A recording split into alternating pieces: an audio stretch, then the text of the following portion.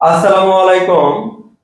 আশা করি আল্লাহর রহমতে সবাই অনেক ভালো আছো। আমরা এখন অ্যাডভান্স অ্যাকাউন্টিং টু এই সাবজেক্টের ভ্যালুয়েশন অফ গুডউইল নির্ণয় করব ইনশাআল্লাহ। যারা লাইভে যুক্ত হয়েছো, আমার কথা ক্লিয়ারলি শোনা ও বোঝা যাচ্ছে কিনা একটু জানাও। আমরা ক্লাসটি তোমাদের হোয়াটসঅ্যাপ গ্রুপে শেয়ার করে এখনই শুরু করব ইনশাআল্লাহ।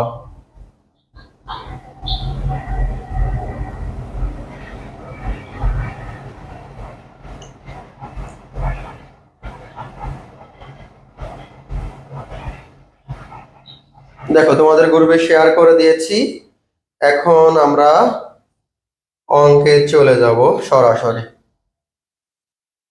খুব ভালো করে লক্ষ্য করবা যে আমাদের কি কি অঙ্ক দেওয়া আছে এবং কি নির্ণয় করতে হবে। অঙ্কগুলো যেহেতু একটু কঠিন, তোমাদেরকে সেভাবেই গুরুত্ব দিয়ে সমাধান করতে হবে। Problem 9, following is the balance sheet of Naveen traders as on 31/12/2022। এটা তো করা হয়নি, গতদিন করা হয়েছিল কি 8 পর্যন্ত করা হয়েছিলাম, ঠিক না? ওকে। এখানে ক্রেডিটরস মানে পাওনাদার, ক্যাপিটাল, রিজার্ভ এই তিনটা মান দেওয়া আছে। এখানে ফিক্সড অ্যাসেট, কারেন্ট অ্যাসেট দেওয়া আছে। এখন করণীয় profit of the company for the past 4 year 1,50,000, 1,80,000, 2,00,000, 2,30,000। Profit includes interest on non trading investment. টাকা কত? তোমাদের আমি বলেছিলাম যদি ইনভেস্ট থেকে ইন্টারেস্ট পাওয়া যায়, যোগ হয় না বিয়োগ হয়? বলো তো ভাইয়া, কথা বলো।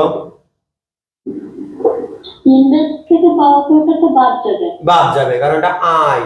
এর কোশ্চেন দেখো কত সুন্দর করে বলে দিয়েছে, আমরা কোশ্চেনটা পড়ি না তাই বুঝি না। নন ট্রেডিং, আমার তো লাগবে ট্রেডিং। নন ট্রেডিং আমরা কি করব? বাদ দিব। আমার লাগবে ট্রেডিং মানে ব্যবসায়ী, কিন্তু এখানে আছে নন ট্রেডিং। তো নন ট্রেডিং তো আমার লাগবে না, তাহলে এই 1500 কি করব ভাইয়া? কথা বলো। বাদ দিব। কখন বাদ দিব? এই চারটা মান যোগ করে 4 দিয়ে ভাগ করব, করলে একটা এভারেজ আইবে না আইবে না? আসবে। ওই অংশ থেকে এই নন ট্রেডিং 15,000 বাদ দিব। দিলে আর কোনো কাজ না থাকলে ওইটা হবে তোমার কি, ওই যে এভারেজ অ্যানুয়াল ট্রেডিং প্রফিট। না বোঝো না এখনো? ঠিক আছে, আসো এরপরে আসো, অঙ্ক দেখাচ্ছি, ওয়েট করো, বুঝবা। মানে আমরা অঙ্ক একটা করি, কিন্তু এমন ভাবে বসবো যাতে ওই অঙ্ক দিয়ে অনেকগুলো অঙ্ক করতে পারি। মুখস্থ করলে কিন্তু মনে থাকবে না ভাইয়া। আমরা জানি নন ট্রেডিং ট্রেডিং থেকে বাদ যায় না, বোঝো না? ওকে,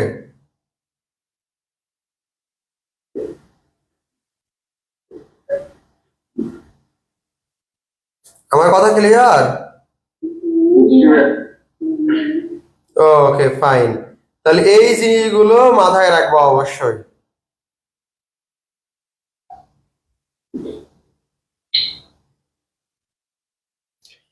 এখন পরবর্তীতে যে বিষয়গুলো আমি তোমাদের বলতেছি, যে পরবর্তীতে যে মানগুলো আমাদের প্রয়োজন, এরপর লক্ষ্য করো standard rate of return capital. দেখো কার উপর করতে বলেছে ভালো করে বুঝবা, কিন্তু ক্যাপিটাল এমপ্লয়েড কত পার্সেন্ট ভাইয়া? 12%। এমন একটা ওয়েদার ভাই, এসি চালিয়ে রাখলে ঠান্ডা লেগে যাচ্ছে, কণ্ঠ বসে যাচ্ছে, আবার না চালাইলে গরম লাগতেছে। আচ্ছা, এখন লক্ষ্য করো 12% পেয়ে গেছো। এখন 1 নম্বরে বলা হয়েছে ক্যালকুলেশন করো value of goodwill basis of capitalization method. তোমাদের কিন্তু ক্যাপিটালাইজেশন মেথড বললে এই পয়েন্ট 12 দিয়ে কি করতে হয়? ভাগ করতে হয়। কাকে ভাগ করতে হয় দেখি, কে বলতে পারবা? কাকে ভাগ করতে হয়, কার মনে আছে? মনে নাই? কারো মনে নেই? এটা কথা কও। Super profit. ঠিক আছে, তাহলে এখন আমরা অঙ্কে চলে আসি। দেখো তোমাদের যে কাজগুলো করার কথা ছিল, দেখো অ্যাসেট, টোটাল অ্যাসেট তো লিখেছে, কারণ এখানে দেখো অন্য কোনো অ্যাসেট নাই ভাইয়া, আমাদের আছেই ফিক্সড অ্যাসেট আর কারেন্ট অ্যাসেট, কোনো ভেজাল নেই এখানে। এর থেকে ক্রেডিটরটা বাদ দিলেই আমাদের ক্যাপিটাল এমপ্লয়েড পেয়ে যাবো। এটা বুঝতে কোনো অসুবিধা হচ্ছে?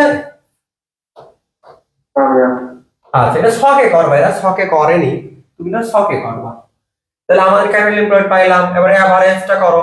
ওই 4 বছরের এভারেজ করে 4 দিয়ে ভাগ, এর সাথে 15,000 বাদ দিলে এভারেজ অ্যানুয়াল ট্রেডিং প্রফিট বা এভারেজ মেইনটেনেবল প্রফিট না, বোঝো নাই?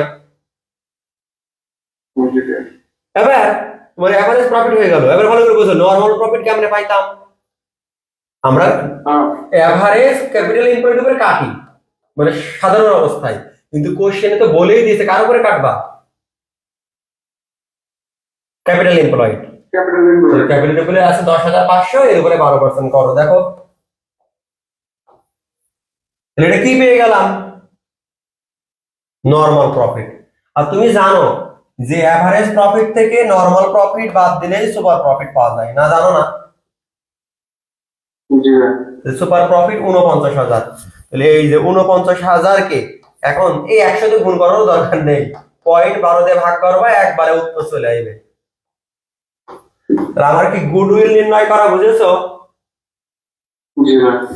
এবার দেখো বি নাম্বারে আরো একটা রেকর্ড চেয়েছে, এখানেই শেষ না। তাহলে যখন ক্যাপিটালাইজেশন মেথডে করতে বলবে অন্য নিয়মও করা যায়, তবে এটা সবথেকে সহজ। সুপার প্রফিটকে এনআরআর থাকলে এনআরআর দিয়ে কি করে দিবা, ভাগ করে দিবা, দিলেই অঙ্ক হয়ে যাবে। আর যদি নাম্বার অফ ইয়ার পারচেজ থাকতো তাহলে সুপার প্রফিটের সাথে গুণ করতাম না, বোঝো নাই? ওকে, তাহলে কতটুকু পার্থক্য, যে অঙ্কে যতটুকু পার্থক্য ওই অঙ্ক অতটুকু তুমি ভিন্ন কালি, হতে পারে নীল কালি, লাল কালি, যে কালি হোক, তুমি মার্ক করে করে রেখে দিবা অঙ্ক উত্তরে। তো তোমার এক নজর মন থাকবে যে এই অংশটুকু যদি থাকে, মানে কি থাকলে কোন অংশটুকু কতটুকু চেঞ্জ করবা। মানে তোমার মেন যে কোশ্চেন, ভালো করে বলছো, এই কোশ্চেন লিখে রাখবা যে ক্যাপিটালাইজেশন মেথড, আর ওই উত্তর লিখে রাখবা, এই জায়গায় মার্ক করবা যে জাস্ট এতটুকু চেঞ্জ হলো, মানে এই গুড ওয়েটা, আর কোনো কিছু চেঞ্জ না। আর কোনো কিছু চেঞ্জ তোমরাই বলো। ওকে, কনসেপ্ট ক্লিয়ার?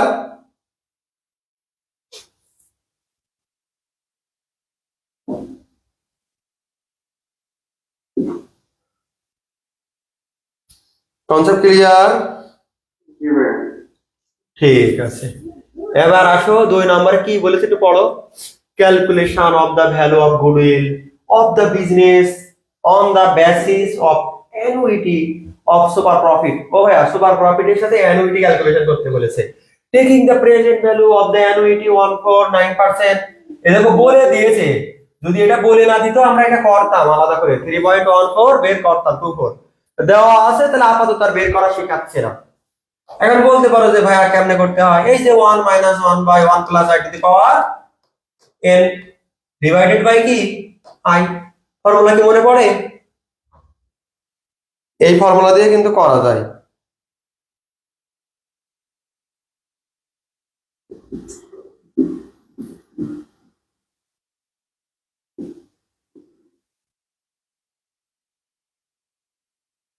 কনসেপ্ট বোঝো না আমার কথা?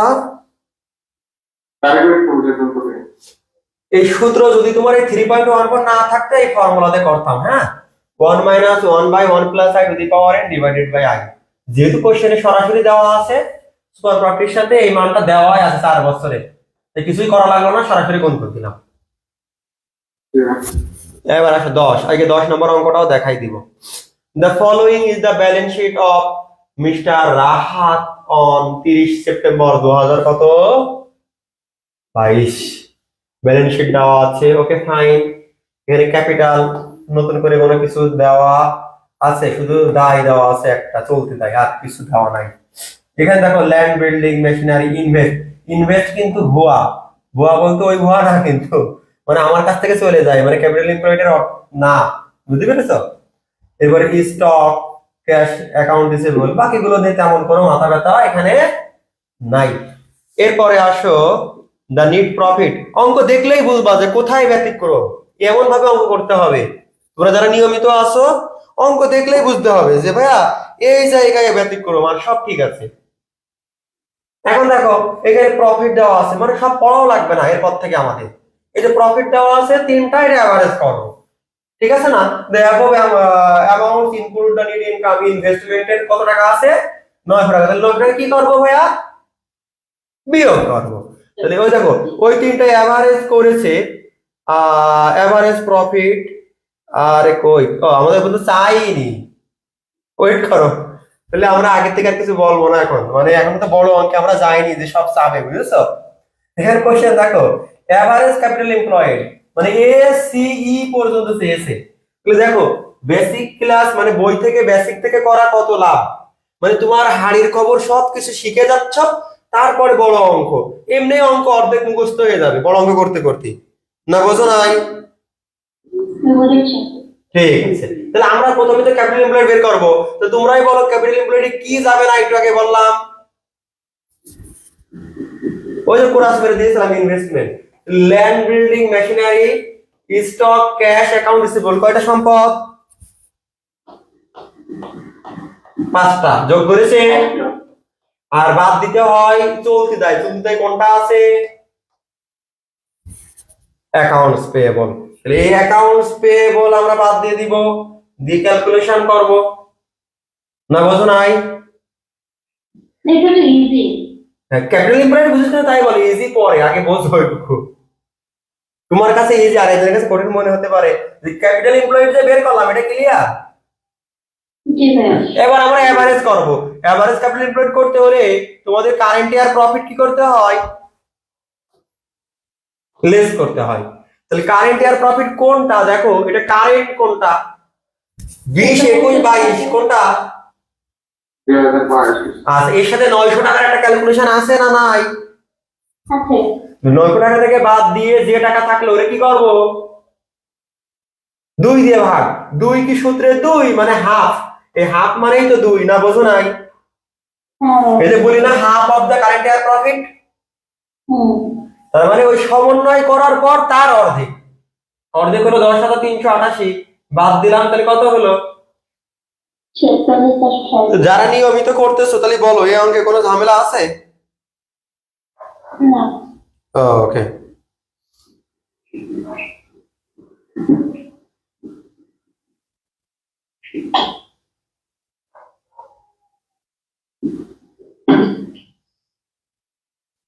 তাহলে বলো কঠিন মনে হয়েছে? ওকে, এরপরে আস্তে আস্তে বড় অঙ্ক চলে আসবে, টেনশন নিও না। এই ধাপে ধাপে এভাবে সুন্দর করে আমরা অঙ্ক করাবো। আর আপাতত কালকেও যদি আমি ক্লাস নিই, এখন বলতে পারছি না কালকে নিব কিনা, যদি নিই তাহলে এই সাবজেক্টই হবে। হ্যাঁ, আমরা নতুন বই হাতে পাবো কালকে আল্লাহ রহমত করলে, সব সাবজেক্ট গুলা যদি পাই আস্তে আস্তে সব পিডিএফ বানাইয়ে তোমাদের দিয়ে দেবো। তোমাদের যদি টাকা সমস্যা হয় কিনবা না, যদি টাকা ভালো আছে খরচ করতে সমস্যা না, বই কিনলে কেউ তো ফকির হয় না, টাকা পয়সা যদি থাকে কিনে ফেলবা। আর যদি টাকা সমস্যা হয়, মনে করো বিয়ে হয়ে গেছে, হাজবেন্ড ঝামেলা করতেছে, দিতে চাচ্ছে না, বা শাশুড়ি খাওয়া খাওয়া করতেছে, তাদের কেনার দরকার নেই, তারা এই পিডিএফ দেখে করবা। ঠিক আছে ভাই? খামাখা ওই হচ্ছে মনে করো খামাখা পরিবারের সমস্যা করে লাভ নেই, যাদের দেখবে একটু ঝামেলা করছে পরিবারদের, কিনবা না, এই পিডিএফ দেখেই পড়বা, বুঝেছো? আর ভাইয়া বই কিনলে কি সবগুলো কিনবো ভাইয়া? বই কিনলে কিনে ফেলতে পারো, যদি সামর্থ্য আছে কিনে ফেলতে পারো, বই কিনলে তো ভালো।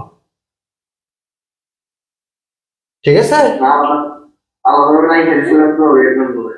সেই বছর তো হ্যাঁ হ্যাঁ হ্যাঁ, সেই বছর চাপ নেওয়া যাবে না, আর আমি তো পিডিএফ দিয়ে দেবো বলেছি তোমাদেরকে। ঠিক আছে, জি ভাই। ঠিক আছে। ফোর্থ ইয়ারের পরীক্ষা শেষ হয়ে গেলে পুরোনো বই নিয়ে নেবো না? হ্যাঁ, তাও নিতে পারছো, কোনো সমস্যা নেই, একটা বইও চেঞ্জ হবে না এখানে। ঠিক আছে, সবাই ভালো থেকো। আর যেভাবে বোঝাচ্ছি দেখবা সব পারবা ইনশাআল্লাহ। আচ্ছা ভাইয়া।